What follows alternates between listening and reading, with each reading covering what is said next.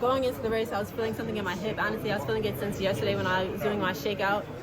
Me and my team backstage, we were really just doing everything we possibly could to even get me on the track. And it was a last-minute final call, like, are you going to go or aren't you going to go? And I just made the final decision, like, let's go. My team, they didn't want me to quit, and they were really just supporting me in that decision. So I knew it would be tough out there. I really just didn't have it, like the last 150. I could barely get my leg up. I think that might have been the slowest time I ran all year. But, that's just the hardship of the sport. You got to have it the day of at that moment in time, and you got to be ready at that moment, and we just didn't have it today. What's going through your mind as you're in the blocks, knowing you have, this issue, but it's still the final, you still want to put your best foot out there? I just was trying to put it in the back of my mind. Like the last couple of, build-ups I did going onto the track felt fine. And I was thinking, you know what, you're fine. Like, we kind of fixed the issue. It's had a little patch on it. We numbed it up a bit. You'll be fine. But it's a 400. There's really no hiding in a 400 hurdle race at all, especially when you're trying to hit steps. I think I was running like 17 steps coming home, and that's not my typical stuttering to do it. I don't think we hardly ever see me stutter in a race, so it was tough out there.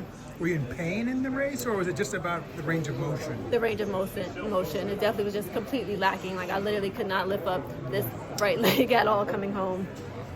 The last major final on the 400 It was not the way I would have wanted to end it, but I think, we've done so much this year. It's been a good year nonetheless. It's really just a goal, like, let me get back to a world final and get back to running, at my best, and we definitely accomplished that this year. I wish we can do one more, so I think in a week, I'll probably be fine, but it is what it is. What's your thought on Femke getting a second gold? You know what? I think no one's surprised at that. I think she had an amazing race, and she always puts she is undefeated this year in the 400-meter hurdle, so kudos to her.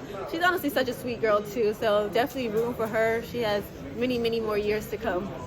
So was this the last race of your career? You know what? I don't know. I really don't. I think we're going to discuss it with the team, and we'll put out a final statement and see what that final statement is. So what else could there be? I think we're just going to have to see. We're just going to have to see. If it is your final race, looking back in your career, what are you going to most remember?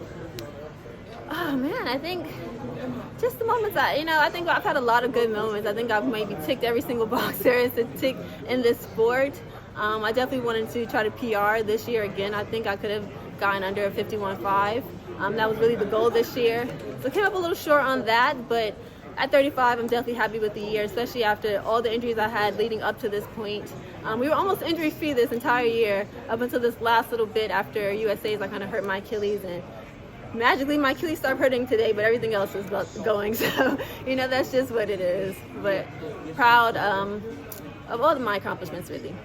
Sydney made a move this year, at least for the 400 flat. What would you recommend Femke to do after 2 world titles in a row? Well, I think, Femke, she still has more to do in these 400 hurdles. I think she definitely can get closer to that world record that Sydney made and wrote. And speaking of Sydney, amazing 400 last night. Her and Paulino and Sawa. Oh my goodness, that's just one for the ages to watch. But those women, like I said, they just have so much more in the sport. There's going to be so many more years for them, and I'm looking forward to see what all of them can do.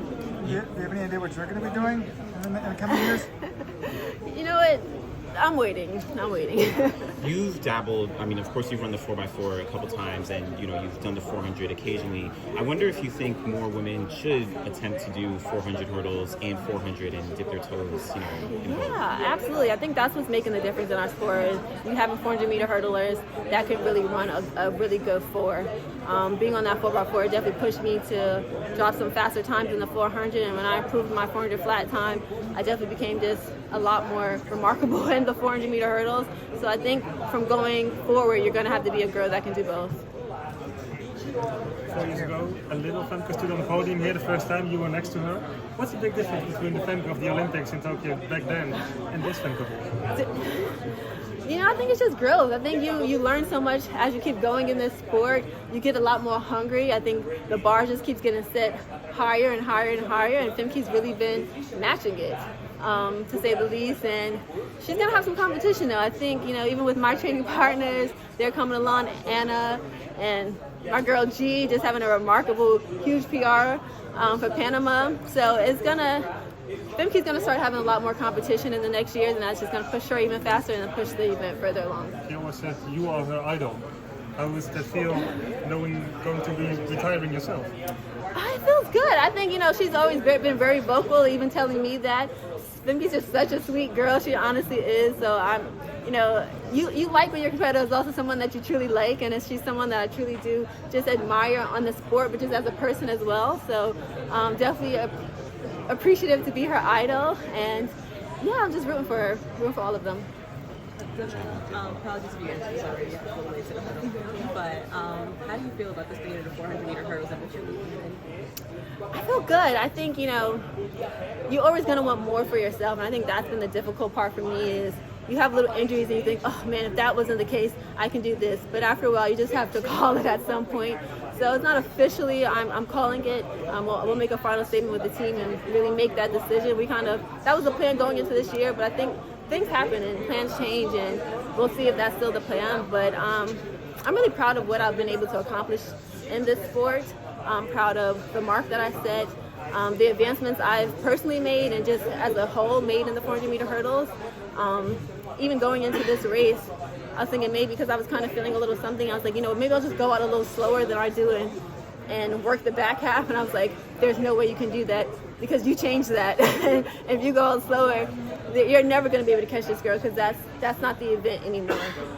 So I'm like, and that's, you know, in the back of my mind, I'm thinking, you know, you're partly to blame for that. But it's all good. I think the event has gotten so much better, and I'm so happy to be a part of that. Even